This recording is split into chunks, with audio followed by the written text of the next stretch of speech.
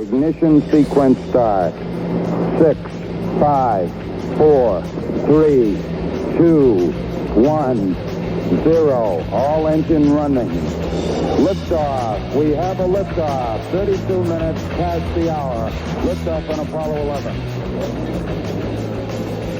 Yo, everybody, what is up? Standing Brothers Show, episode 63. How's everybody doing out there? Is everyone feeling all right? You doing good? Living life, loving life? Doing life? Hopefully. You guys hanging in there in this crazy world we're living in? As I said, episode number 63, I am Jacob Standards. You can follow me on Twitter, jerkstandards, at jstandards_. Join the adventure, and you can join Joe on the adventure, too, at Joe Stanberg. Show email, standingbrothershow@gmail.com. Send us your thoughts, concerns, criticisms, or just want to say, hey, Jacob. Hey, how you doing? Just say, hey, Jacob, you know. How you doing? Oh, hi, Mock. Or if you just want to say, hey, Hi, Jacob, doggy. I really think you're doing a great job, and I think you're awesome. You can also just write that too. You know, we absolutely love those. They're great. Yeah. Joe, how has your week been? It's been going good. Crazy, man. I my stupid instructor for my one class did not post what we had to do for the week until Friday, today. Yeah. So I've been waiting all week to get my stuff done. And I wasn't able to do anything until this afternoon. So, yeah. It's great. You know what's funny with college teachers is they'll say, you know, if they have the post grades by a certain date, and if they're ever late, they'll say, oh, I'm sorry, I have 4 classes, that's why I'm late. And you're like, So do I. exactly, so do I, but I turn my stuff all in on time. Yeah. To stop me from doing it. Rules for me, but not for thee. Yeah, man.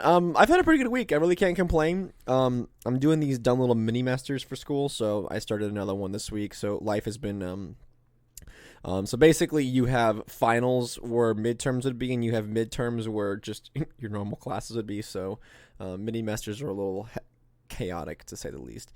But yeah, I've had a pretty good week. I really can't Nobody wants to hear about this. All right, let's move on. Come on. No one wants to man, the world, the craziness that we're living in, folks, and I got a couple things I want to talk about for this episode. We're gonna play some videos, so we don't really have a way to play these videos professionally. This is not a professional set. This is not a If you haven't figured that out show. by now. Look, if you're listening to this and you're like, wow, these guys must have thousands of dollars worth of equipment, and they have someone in the back doing the switchboard, and yeah, there is no man. There's nothing going on back here. Excuse me. My cough's getting better, but that's another news. But so I'm going to play 2 videos, and that's going to be the bulk of the show today.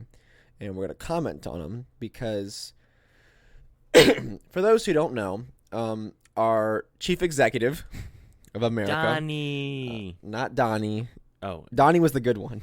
You would have been the good You one. would have been the good one. President Biden, and this is completely took me by surprise because I was in band practice for an event that I'm doing next weekend, and I was driving home, and I saw on my phone an update saying that Biden was speaking live. And me being the person, I was like, ooh, this could be something interesting. I could probably get something for the show from this. And Biden speaking is always fun because he never does it. For obvious reasons, because the man is, There's something wrong. 80 years old, very old. And it was all about COVID, and it was all about a timeline and about the state of the pandemic and stuff like that. But I tuned in, I listened to it, and I was in line at Chipotle. And look, if anyone from Chipotle is listening to this, they got to get their act together. I waited 20 minutes in line at a Chipotle where it's supposed to be like you go to the window and you say, oh, I'm here for a pickup, and they give you the food. So I don't know if folks thought that this was a drive-through and you order your food and you get it. No, I waited 20 minutes in line to get Well, freaking Jacob, burrito bowl. they're a private company, so you can't complain. The food was cold. I sent them a 1-star, man. A big thumbs down.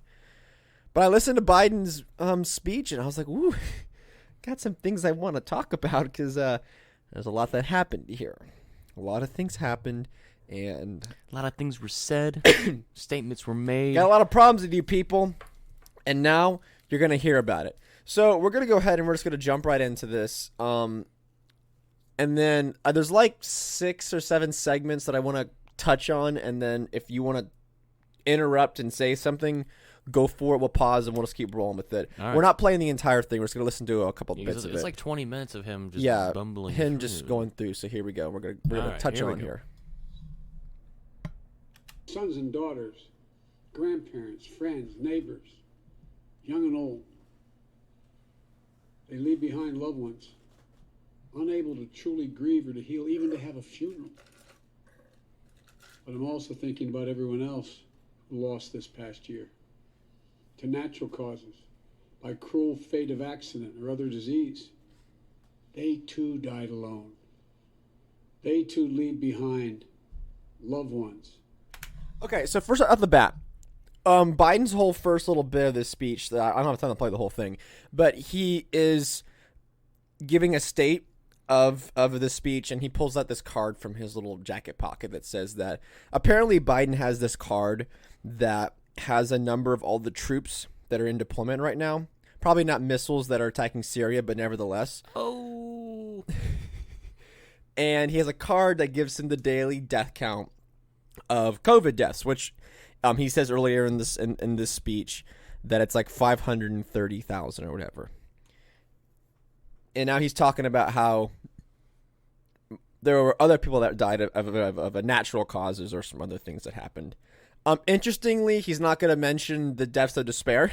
Can't do that. Or, those that missed a cancer screening, or those that didn't, they had, some kind of skin issue, or like skin cancer, they didn't go check out, they didn't get checked out, or they had some kind of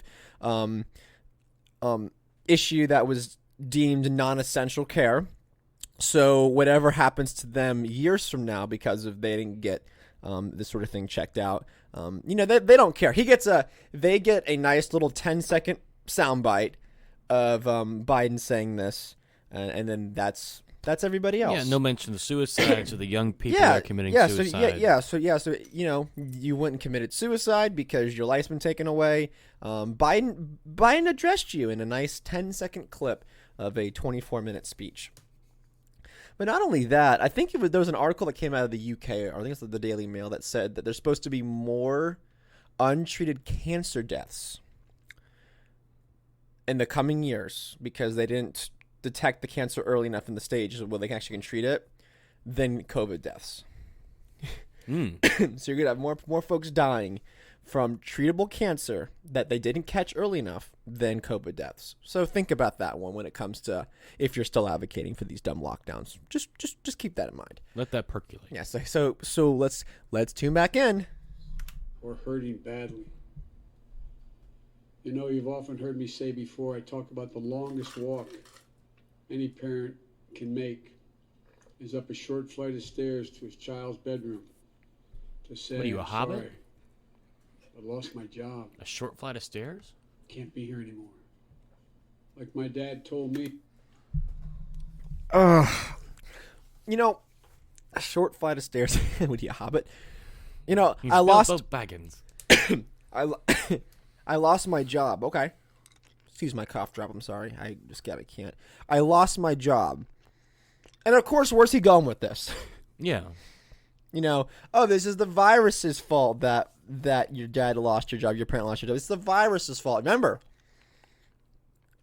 the germ is what closed your business down, not the fact that, if your business opened, if you're like in a service sector, restaurant, something like that, armed guys with guns coming to close you down, or a notice from a health inspector saying, hey, we're fining you now $10,000 per day if you violate these restrictions.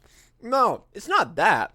It's the virus. The germ is what closed these businesses down. Oh, that's what it was. So notice the way that he's framing this. This is the way they always frame it. They say, well, this dang virus, if only we didn't get this virus, The then blankety-blanket virus. Yeah, this all would have gone away. This all would have been the same, whatever. He goes more into it later. I'm going to skip forward a little bit. I just found that just like, ooh, there we go. And for all of you asking when things will get back to normal, here is the truth. The only way to get our lives back, to get our economy back on track, is to beat the virus. You've been hearing me say that for... Okay. Something, I'm going to pause right there. You hear this so many times from these people, whether it's Fauci, whether it's a governor, or it's a mayor, or it's Biden. Beat the virus. Right? We got to beat this thing. Before we can get our life back to normal, we got to beat this thing. Well, what does beat this thing mean? You don't get a straight answer out of these people. Does beat this virus mean a certain daily deaths are below a certain level, or a certain daily cases are below a certain level, or is it no more cases, no more deaths? Right? We haven't beat the flu. No, the common cold. The common cold kills people. We even beat that. Notice how they don't give a goal. Notice how there's no goalpost. Even though I'm very much against these sort of mask mandates, lockdowns, but if they gave us a target to shoot for, that's something you can work with. Something I like. I'm still against it. I still don't think we should have this. But at least you're like, okay, I see where they're going with this. So if they reinstate it, or if they don't end a certain restriction, you can know why. But no, we got to beat this virus. And notice at no point, I'll link the whole speech down below. At no point does he mention when or what this beat the virus goal is. It's just beat the virus. Well, I think they do that very intentionally, because if they give you, okay, we're looking for X amount of cases per day, and then we can start moving things back to normal. The reason why they don't give you an end goal is precisely because that way they can continue this thing forever and ever and ever. Because remember, it was 15 days of slow spread. Well, that's turned into a year now. on 1 year here in Georgia. Right. So they do that by design because they want to kind of keep you in the dark, as it were. I asked that on Twitter all the time. I said, okay, so the Biden administration just purchased another 100 million shots or doses of the Johnson & Johnson vaccine. So potentially there will be over 200 million people vaccinated. So I asked, okay, what are we waiting for? 300 million, 400 million, shots. Like, what metric are you using to say, oh, now we can go back to normal? But what's so interesting is that they have instilled so much fear into people. That people are so scared of this virus, of this germ, that even if Biden came out and said, you know what, once we get to 250 million vaccines, if everyone gets the second dose or they get the one dose from the J&J vaccine, people that voted for Biden, the people that are pro-lockdown, pro-mask, all that, they will turn on Biden because they say, oh, it's still not safe. They are so scared of this thing that to them, we can never go back to normal. You see this kind of stuff happen whenever Cuomo mentioned that we can't stay locked down forever. I think it wasn't Gavin Newsom said something similar. Yeah. That these lockdowns are killing small businesses, and these people on Twitter, lefties, blue check marks, people who worship these people, said, "Don't. We're so close. Don't end the lockdowns, please." Close to what, though? Please don't end the lockdowns. We're so close. Don't end them. But close to what? All this progress. What does success look like? What is success? Well, that's what I ask We people. can never define it. No, but not only that. I ask people who are scared of this thing. I was like, okay, so what metric, what number, metric, chart, statement will let you end this thing? I'm being serious. This is a genuine. Tweet me at @jstandard_. If you're somebody who, and I'm not somebody. I'm not talking to someone who, wears a mask when they go into Walmart because the person there is saying to wear one. I'm not talking to people like that. I'm talking like if people, every waking moment of when you're outdoors, you're wearing a mask. Like, look, I saw someone driving home from work that was wearing a mask to check their mail. Is the air poison? Like, seriously. I saw someone walking down the street in the downtown part of where I live, wearing a mask by themselves. No one around them. Is the air poison? You can't catch this thing from just the air outside. So if you're somebody who has who hasn't gone out and seen family, who hasn't done anything, who literally, if they go to work and they come straight home, they wear 4 or 5 masks, they surround themselves in a CDA suit from Monsters Inc. If you are that kind of person, what are you waiting for? Like, I honestly want to know, not as a condescending way, but I need to understand. because I don't see things this way. Like, I don't. He mentions further down about things that we'll be able to do in the future, once whatever metric they're going to announce is their goal. Like, my life has not stopped. Been to concerts, been to Disney. I go out to eat pretty regularly, much times I can get. And I go and do things in my life. I don't wear a mask. I don't do these kind of things. You know, it was one of those things. I went to the store the other day, and they were like, no mask, no service. And I was like, ugh. It's coming to the point now where if I can avoid that, I'm going to. Like, I'm like, you know, so let's go shop somewhere else. It's coming to that point with me. Because these people, it's not from the standpoint of, yes, I understand that, you know, private business, if they say wear a mask and you can't enter the business, I'll either have to put the mask on or I'm going to leave. Like, I'm not going to be a jerk about it because that's not the right way to go about it. But for me, every time this happens, you are continuing and furthering this narrative that this is a new normal, right? People wear these things like clothing. People like it's getting so bad that every dashboard I see, there's like 3 or 4 masks on a dashboard. I'm sick of seeing that. Like, it irks me to see stuff like that. Because the longer that this goes on, the more normal it becomes and the harder it's to take away. That's why, as these lockdowns, as these mask mandates have gone on, the longer they go on, the harder they're going to be to take away. Not the standpoint of like a government mandate, because they can take that away. I mean, they can, but they probably won't. But the culture. It's become so ingrained into the culture that I firmly believe years from now, people will still be wearing masks. That is a prediction. Folks will just wear them just to wear them when they go out in public. They'll wear them at, restaurants and bars and parties, whatever. They'll just wear them. It'll be a part of their life now because they're so afraid of catching, whatever the latest infection is. Yeah. But that's what Biden said. Yeah, seriously. I want to know if you're one of these doomers. And what I mean by doomer is that if you're somebody who has put your entire life on hold voluntarily, not because, like, you have to. That's different. Like, if you live in a place where there's nothing to do, I get it. Right? If every business shut down, if every restaurant's closed, I'm not talking about that. Because literally, you don't have much of a choice. But if you voluntarily do this to yourself, I'm curious, what are you waiting for? I really want to know. This is my own education. I do want to know. So Biden says this. I think I'm going to skip forward and let's see what he says after this. While I was running in the last 50 days I've been president. But this is one of the most complex operations. Today, that number is well over 70%. With new guidance from the Centers for Disease Control and Prevention, the CDC, that came out on Monday, it means simply this. Millions and millions of grandparents Pause real quick. months.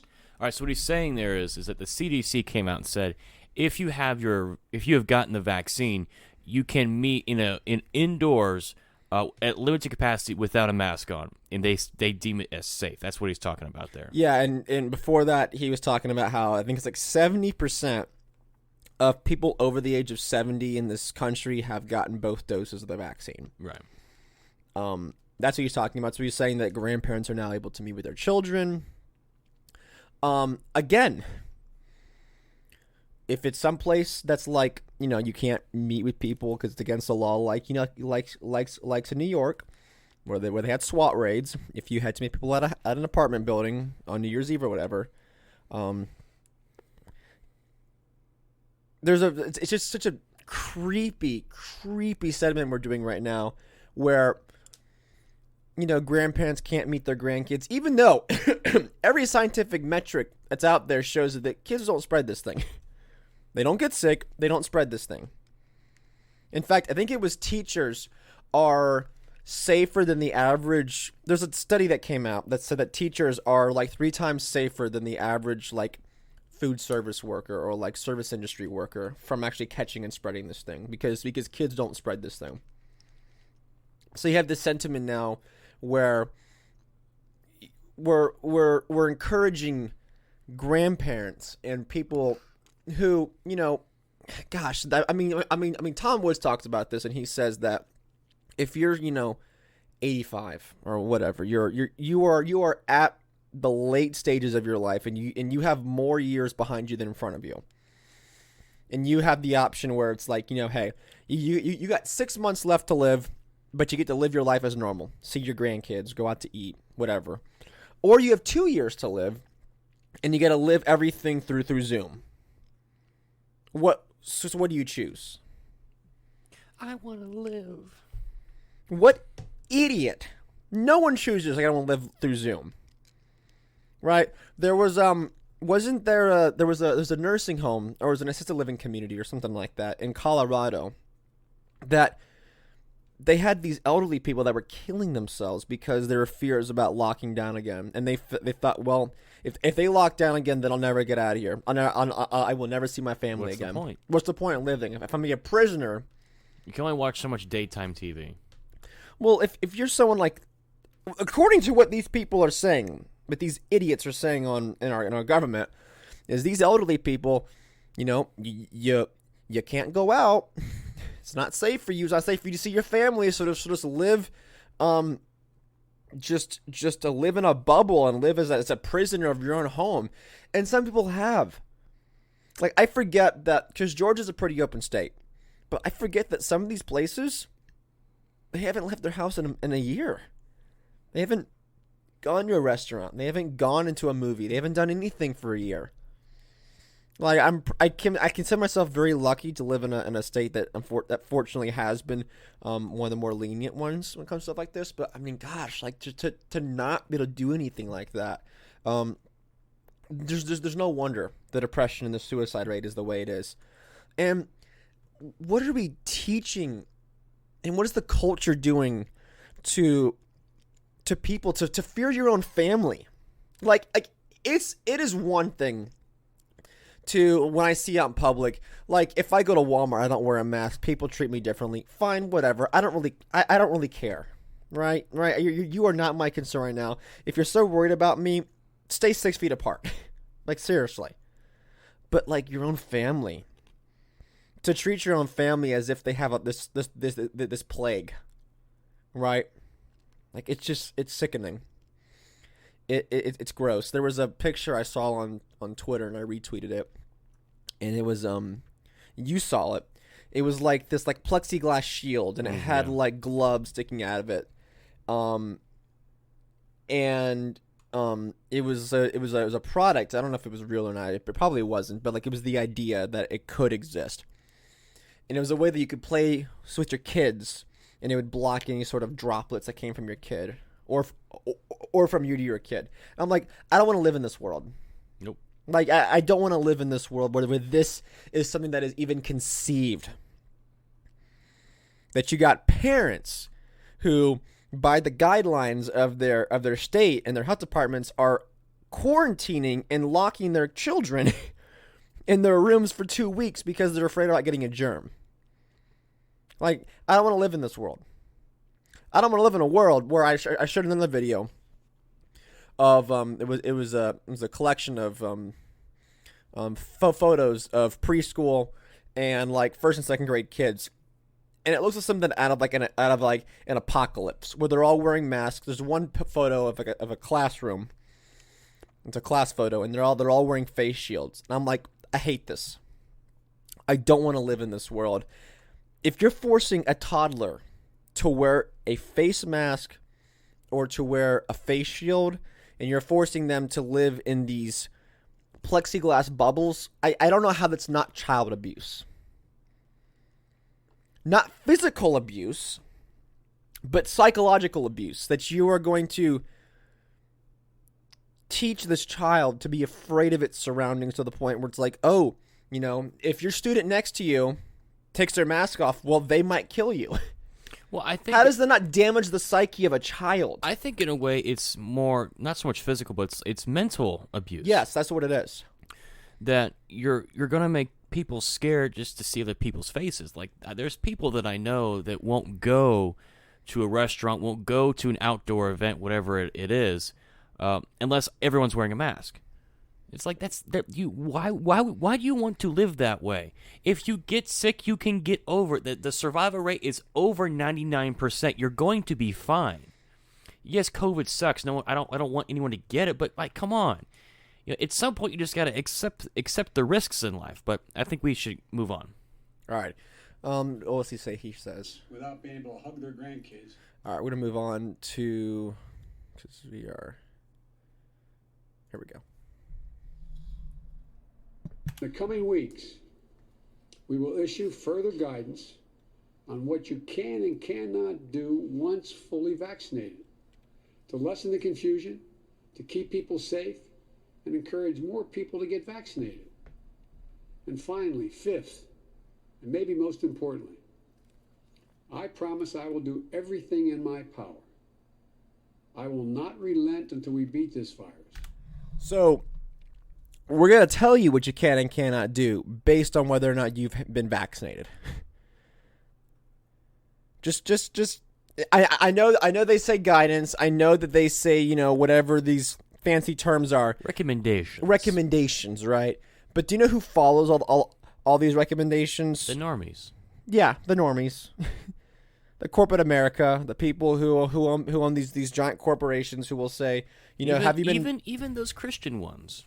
Have you been vaccinated yet? Well, no. Okay, well, I guess you can't come in now. Can't do this, can't do that, 'cause you've been vaccinated. I'm so glad to know that my liberties and my rights come from the CDC. Because remember, that's who really establishes our rights. It was what was that part of Jefferson's part of the Declaration of Independence? Whenever he wrote about rights and liberties, he said it's the CDC. That's definitely what it was. That's it's what in there somewhere. That is when like when Patrick Henry said, "Give me liberty, give me death." Very mistakenly, he unless writes the CDC, or unless there's a global pandemic. Then in that case, please save me, take all my rights, but please just save me, man. You know what he sounds like? He sounds like your dad telling you, "Oh, once you get a timeout, I'm going to tell you what you're going to be able to do. Just stand by, get ready." It's so condescending and it's so I don't. It just comes off as like he's lecturing you. Just hold on. Just get about ready. what you can do. Just get ready. Go for it. You, the American people, I need you. I need every American to do their part. And that's not hyperbole. I need you. I need you to get vaccinated when it's your turn and when you can find an opportunity. I will skip forward a little bit. But to get there, we can't let our guard down. This fight is far from over. As I told the woman in Pennsylvania, I'll tell you the truth. July 4th with your loved ones is the goal. But a lot can happen. Conditions can change. The scientists have made clear that things may get worse again as new variants of the virus spread. See? We've got work to do to ensure that everyone has confidence in the safety and effectiveness of all three vaccines. So my message to you is this. Listen to Dr. Fauci. No, thank you. I'm good. One of the most distinguished and trusted voices in the world. He's assured us the vaccines are safe. They underwent rigorous scientific review. I know they're safe. Pause it. Vice President. Rigorous scientific review. How long do they study these vaccines for? Less than a year? Well, the AstraZeneca vaccine, which is waiting for approval in the United States, but it's been approved in the UK. 7 countries now have stopped using this thing because people have gotten blood clots and died after taking it. On Pete Quinones' show, he was talking about a woman that he knows who got it. She was all excited to get it, and she went and got the second dose of the Moderna. I think it was the Moderna vaccine, and her arm swelled up to twice the size. So I don't understand. Twice the size. Extensive research. You would think that over would be 3 months. You would think that would be years. No, the 3 months. So what I understand is that you've got a vaccine that was rushed out. It's a different kind of vaccine, as in it's the RNA vaccine, which they've never really done before, to my knowledge. It's something fairly new, yeah. Something fairly new. So they don't know how long the vaccine may last. It could be 6 months, could it be a year, could it be forever, could it be tomorrow? But they also don't know what the side effects are going to be. Like Jacob said, the AstraZeneca, the lady who had their arm swelled up, but other illnesses that vaccine could expose you to coming forward. Now, I'm not an anti-vaxxer. Much to the chagrin of a lot of people that might know me, I'm not anti-vaccines. I think they have done a lot of good. But when you've got one that hasn't been tested, it has had 3 months of testing, you got to ask yourself, is this really a good idea? Maybe, maybe not. But again, that's for you to decide. But the whole Dr. Fauci said so. Well, Dr. Fauci said not to wear a mask. Well, didn't Dr. Fauci, wasn't he the one that pushed back in the AIDS epidemic? He was the one that pushed AZT or whatever it was. I don't remember. I believe he was, and then he got a lot of folks killed because he also said there was another pandemic that happened, and he said he was fervently against lockdowns. It's like back in the 80s or 90s or whatever, and how he's changed his tune. So Dr. Fauci has taken literally every position that you can have on the coronavirus. He plays both sides. That he comes out on top every time. Right. So, the guy that tells you not to wear a mask, then you got to wear a mask. Then it's 2 masks. Then it's, maybe not 2 masks. Then it's, 15 days slow to spread. Then it's, Trump, I was held back by Trump. Then really, dude, if over 500,000 people have died and you felt like Trump was lying to the American people, then why didn't you do anything? Well, it was like, why don't you resign in protest? Like, come on, be a man, Dr. Fauci. All right, I'm going to keep going. President Harris and I know they're safe. That's why we got the vaccine publicly, in front of cameras, so for the world to see, or online. Unity is what we do together as fellow Americans. Because if we don't stay vigilant and the conditions change, then we may have to reinstate restrictions to get back on track. And there it is. You better behave, everybody. You better do your part, because if the numbers, whatever the numbers we're looking at, that we won't tell you, but whatever we're looking at, if they go up again, well, we might have to close the business down again. It might have to lock you in your home again. Might have to threaten your livelihood again.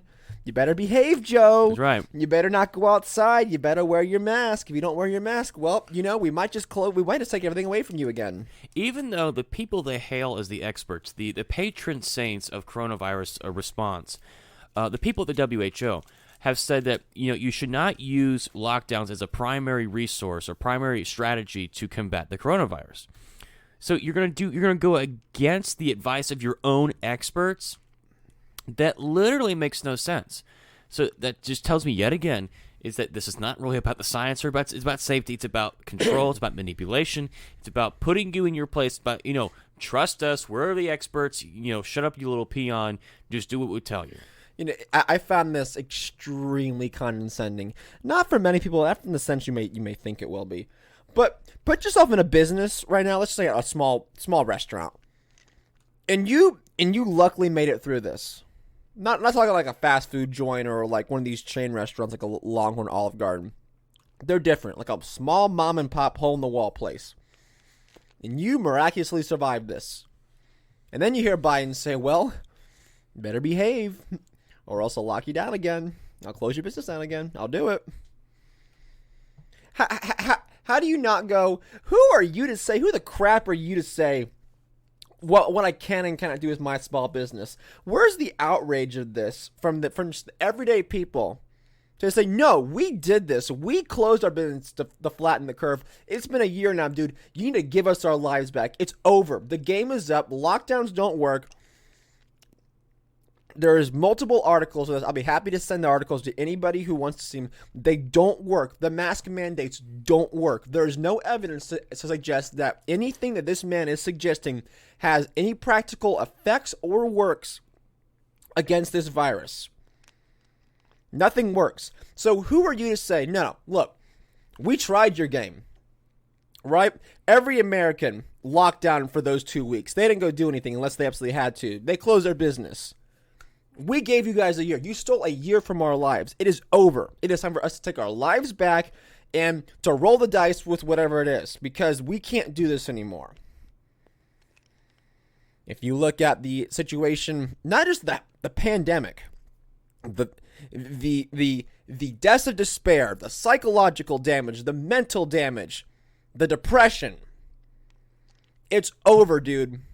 Well, We are done with this, man. And then we have the economic situation right now we are in. We are digging ourselves our grave. And I'm going to talk about this later in this episode, but we are digging our graves of a nation right now. I think people really don't care about that, though. I think that people have been whipped so much up into a frenzy over this. They have instilled so much fear that they will literally fork over their lives. They will give up their firstborn, just so the boomers don't die from the virus. So I just, you know, when all you do is consume the cathedral media, when all you do is watch CNN, Fox News, or MSNBC, you read the New York Times, you read the Journal, you read the Post, they're all telling you that there is this literal thing out there that's going to kill all of us. And they parade all around all these people, Dr. Fauci, Dr. Birx, Joe Biden, whomever. They're the ones that are going to save us. So they will stop what they're doing, stop everything in their life, and say, you know what, we have to listen to professionals because they're keeping us safe. Now, people will blow off what has happened in New York, what's going on in California with the nursing home deaths. They will blow that off and say, it doesn't matter. We got to stay the course, Jacob. You can literally read people commenting on what's going on. Like Andrew Cuomo would say, you know what, but it was still the right move to lock down the state. It's like, what? I really think that people really don't care. I don't think they really care, besides maybe a few of us, about the whole economic thing, about the deaths of despair. They don't care. Why? Because they're safe. Why? Because they haven't died from it. Everyone else can die, but as long as they don't die from it, it's okay. People are scared. Like, people are legit scared of this thing. And, you know, they've been whipped into a frenzy. They take this thing hook, line, and sinker. I'm not saying the virus is not deadly. I'm not saying that at all. But context, folks. You need to understand context. You need to look. This is not a binary choice. It is not either lockdown to save lives or don't lock down, everyone dies. Everything has a cost and benefits of everything. We saw what 1 year of does to this.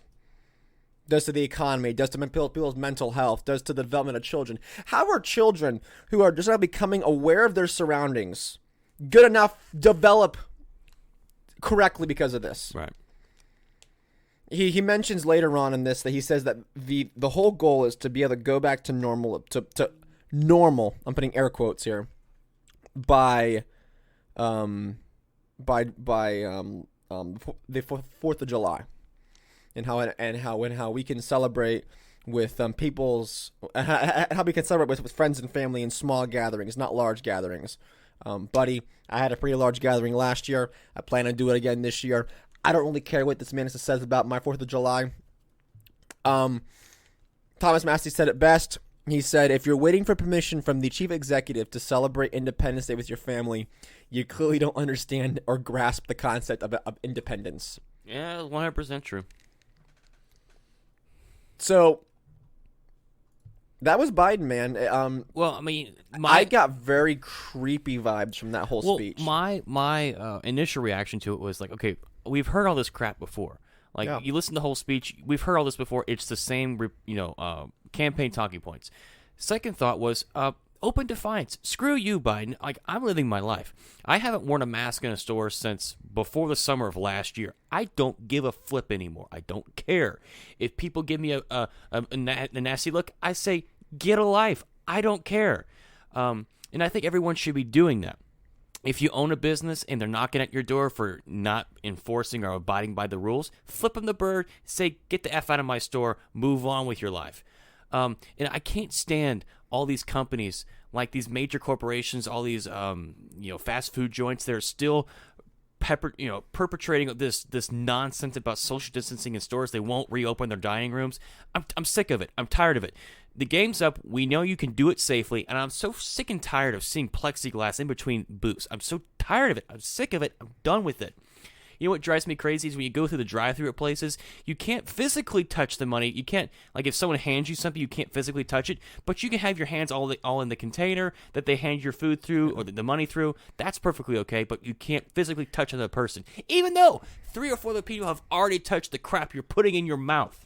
Did you see there was a video? Now keep in mind it was like some kind of like BoomerCon did it in California at a Starbucks in California. They require you to wear a mask when you're in the drive-thru in your car. That's so why? no, wait. I'll tell you this real quick. She went to order a drink and got to the drive-thru window and said, "Can I have my drink, please? Here's my money." The guy said, "Do you have a mask?" She said, "No." He said, "Well, can I give you a mask so you can wear it?" Do the drive-thru? No, just get ready. Think about this. The guy at the drive-thru says, "I will give you a mask to wear, and then I'll give you your drink. If you can hand me a mask and get that close to me, then you can hand me a drink." It's so it's so freaking stupid.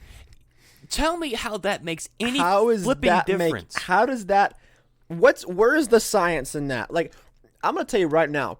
Where is the science in sitting by yourself outdoors or even in a store by yourself and not wearing a mask? And you're saying, where's the science in that? There is no science. There is no science that no one has ever caught COVID by a simple pass by on the street. Unless they like sneezed right in their face or they coughed in their face. But two normal people breathing and walking by. No one's ever caught COVID like that. I had a similar situation like that. We were at Disney. I'm sitting on a park bench by myself because you guys are riding a ride that I didn't want to go on. By myself, literally no one around me. I was in a corner. I saw you. By myself. I had my mask off because I was drinking something, and I had set the drink down. I was looking at my phone. It had been maybe a few minutes. A cast member from, 300 yards away sees me, walks over to me, even though there was no one around me, and says, "Oh, sir, can you please put your mask on?" I'm like, you were more safe 300 yards away. Yeah. But yet there's no one around me. It's so effing stupid. I'm tired of it.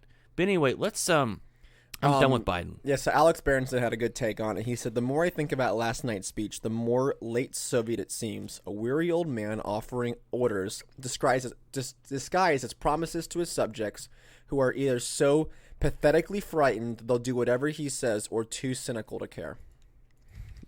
Man, perfect.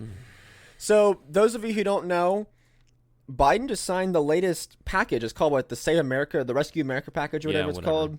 $1.9 trillion. I have a lot of. I mean, if you want to know my thoughts on it, I've talked about it. Or the CARES Act, it's the same thing. We talked about it on Monday too, a little bit. Monday a little bit. So I've tweeted about it on the Tweety as well. It's a bunch of, but thankfully I'm not the only person that disagrees with this. Kevin O'Leary, Mr. Wonderful, those who watch Shark Tank, he's also pretty regular on CNBC. Did a special. He's probably one of the only good guests they have on CNBC. Yeah, he's probably the only one, I would say. Most of them are. And I agree with Kevin about 50% of the time. On this one, I'm the same too. So Kevin had some thoughts on the stimulus package, and we're going to go through this really quickly. Which is why I hate the stimulus package. What a colossal waste of money. Yeah, well, you're on an island because the American public, NPC. Kevin O'Leary, likes the stimulus package. Some garbage. 70% surveyed in a Pew Research survey. Not only that, business optimism from the CEOs today, as we referenced, we can put it up again. The responses are off the charts. I mean, there's the stimulus plan optimism. 70% are in favor, 28% oppose it. I mean, it seems the only folks, or the majority of the folks who oppose it, maybe are conservative politicians, and maybe you put yourself in that category. No. This has nothing to do with which side of the aisle I'm on. Scott, help me. I'm making $74,000 a year. You offer me a free $1,400 check. I'm going to say no? Of course I'm going to say yes. But what a stupid waste of money. Giving people that are already gainfully employed money from a helicopter from the sky is just inflationary, and it's stupid. It's a complete waste of money. Okay, I'm not kidding. Why would you do that? Give me one reason why that's a good idea. I'm going to tell you right now because of what the American Airlines CEO said. So, you can comment on the other side. He told 13,000 employees, quote, to tear up notices of possible furloughs that they received last month. Why? Once the stimulus bill is signed into law, quote, we can happily say that all of our U.S.-based team members now have job protection through September 30th of 2021. That's why. Kevin O'Leary? Why would I give money to the airline? Why wouldn't I give money from the government direct to the employees after the airline goes bankrupt? Because 20 to 50% of business travelers are never going back to doing that anymore because it's a waste of money. And those are too many tubes in the air. The airline business is going to be about $89 tickets to Orlando, a crappy business. We have to let them go bankrupt. They're very good at it. I want to take care of the employees, but I do not want to bail out the airlines anymore. We don't need that many tubes in the sky. Okay, so A couple things. Go ahead, Joe. what's great is that this guy, the host of this show, is like, well, the people support this, the CEO support this, 70% support the bailout. Really? Because they're getting money from the government? Of course they're going to say yes. So, the people support it. Well, they're giving free money. Of course they're going to support it. That's not an argument. That's not a position to hold. Kevin is exactly right when he's talking about people that are already gainfully employed that are making $74K a year. They're going to say no to a free check of $1,400. Of course no one would say no to that. But he's also exactly right because it is inflationary. It's 100% inflationary just to hand out free money to everybody, to give money to state and local governments that don't need it, that have never lost money for tax revenues. And the part about the airlines, why in the heck would you bail out a failing industry? The airline right now is going through a correction, which it needs to because there's too many tubes in the air. As you said. And businesses are rearranging the way they do travel. Because of the pandemic, they're getting leaner, they're getting meaner, they're not spending as much on business travel. So why would you bail out the airlines to keep them at the current level where they were pre-pandemic? So you're basically kind of giving them money just not to go bankrupt. You're keeping them as they are now so they won't go bankrupt, even though they're going to lose money, even though down the road they're still going to go bankrupt. You're delaying the inevitable. It's so stupid. It's so stupid. I can't even regard how dumb these $1,400 checks are. Now, I probably won't get one because I don't qualify for it. Even if I do, you know what I'm going to do with it? If the government is stupid enough to send me this inflationary monopoly money, you know what I'm going to do? Get out of cash as fast as I can. They're stupid for that. It'll only benefit me. You can buy metals. You can buy crypto. I'd recommend GME. Yeah, man. No, do not buy GME if you're dumb. But it's all inflationary spending. He's 100% right on this. It's all inflationary spending because not only that, it's going to widen the trade deficit. We are buying things that we don't make with printed money. Right? That's a problem. It's a problem. America, we're not producing anything. So what are people doing whenever they? That's not entirely true. I disagree with that slightly. We're not producing things like our trade deficit. We're not making things. So what? Okay, so if someone gets this $1,400 check, what are they gonna? 9 times out of 10, what are they gonna do with it? Buy stuff. Blow it on Amazon. Or go to Costco, or go to Costco or Walmart. Yeah. They're gonna buy things they don't need, right? If you get $1,000, the average family who never lost a day of work, what are they going to do with that $1,000? They're going to go buy a new TV. They're going to go buy something for their car or a new stereo system or some piece of garbage they don't need. And where is that TV made? It's made overseas. Okay, yeah. We are widening the trade deficit. Okay, we don't have time to get into the argument about trade deficits, but I don't agree with that. I don't think trade deficits are necessarily a bad thing. It's just more economic jargon to make people confused. I don't necessarily buy that argument. Now, is it concerning that more things are made overseas than domestically? Maybe. Who knows? But the idea that you just need to give people free money and they're going to say no is kind of ridiculous. Is that all you had to play from the video? Kevin, well, touch on another thing about the airlines is that the airlines should go out of business. You're 100% right. They should absolutely go out of business. And people are like, oh, if we go out of business, then we won't have airplanes anymore. That's not how that works. Yeah. Do you know what happens when they go out of business? That business becomes really, really cheap. So a guy like Kevin O'Leary or an entrepreneur goes in there and picks up all those planes. They don't just blow the planes up. They don't blow the airports up. Hold on a second. You're telling me they don't do a controlled demolition of the planes and all the hangars and everything? No. If American Airlines goes bankrupt, the planes still exist. The hangars still exist. The airport terminals still exist. So you know what someone does? They come over there and they say, hey, why did American Airlines fail? Okay, we're not going to do that. Yeah. We're going to build this business based on what American Airlines did.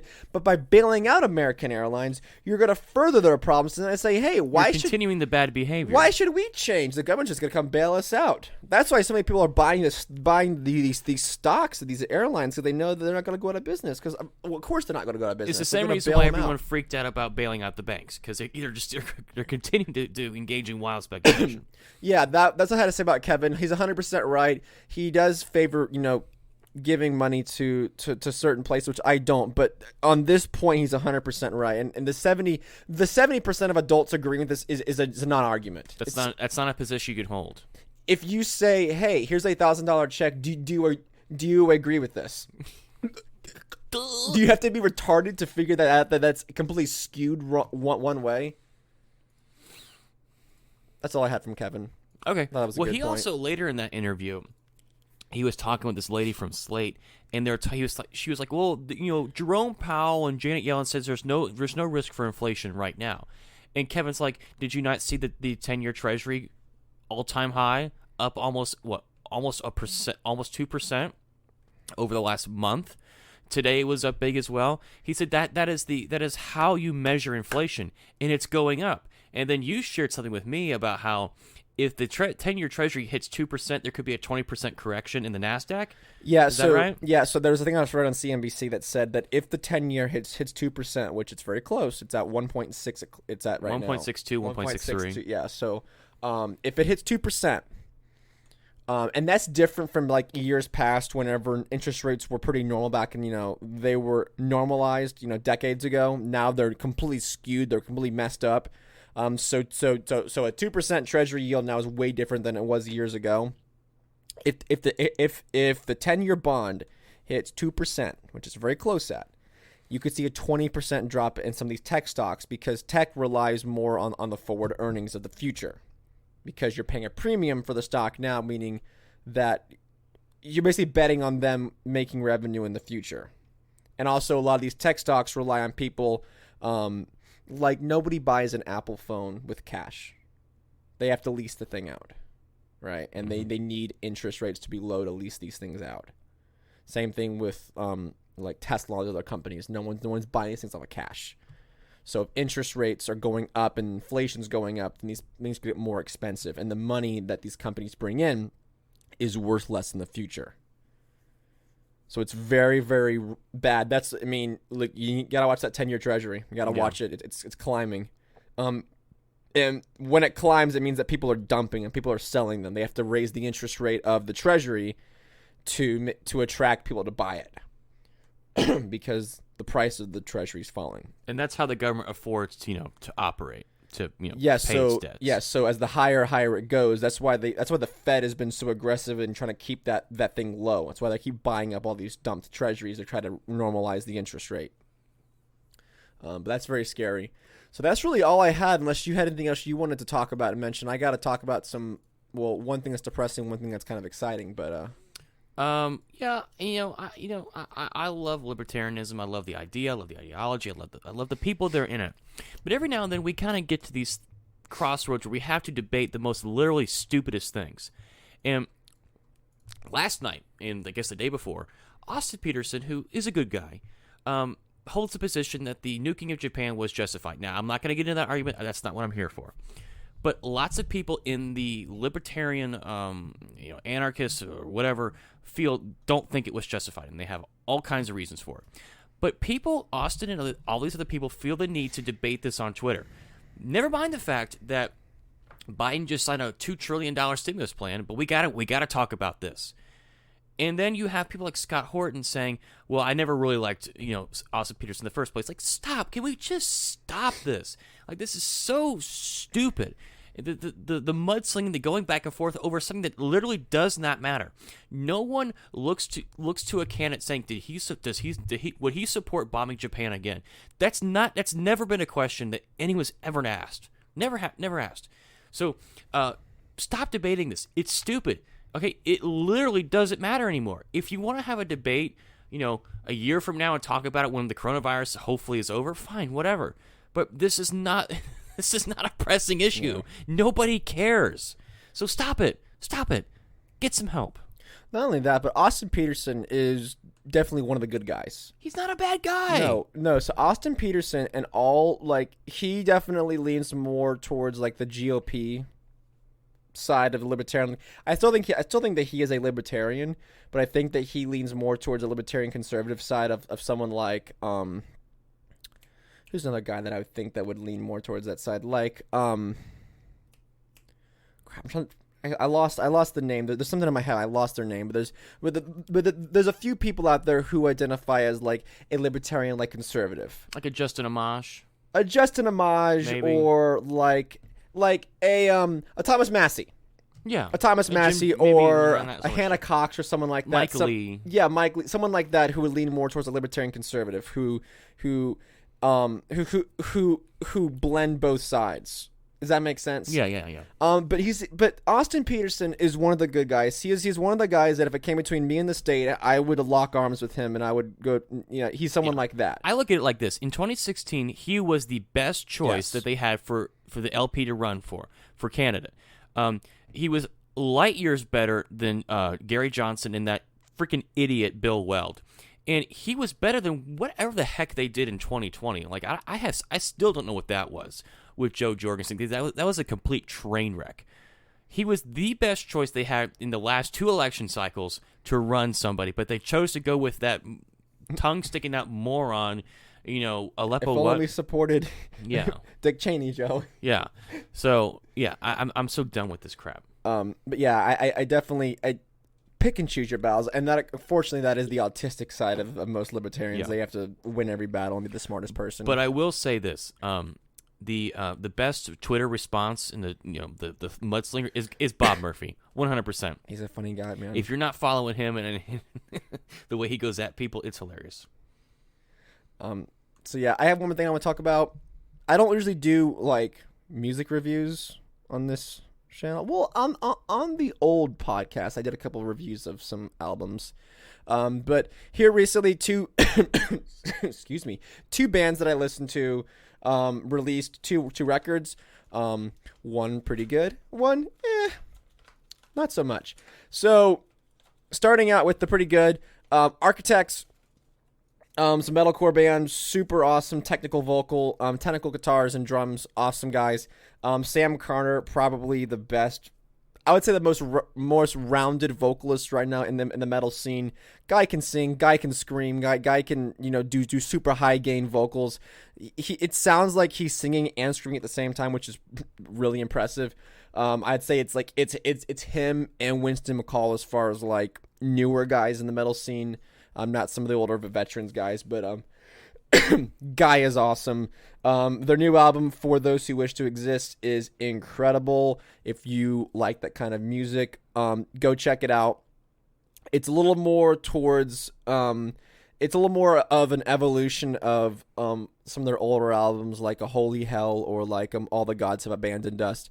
But it is still awesome. And even some of the more riskier songs they did, I think there's a song called like Flights Without Feathers, is it's all like keyboards and synthesizers, and then they have a real dissonant, like pretty guitar line that plays and kind of echoes in the background of when we listen to it with headphones on.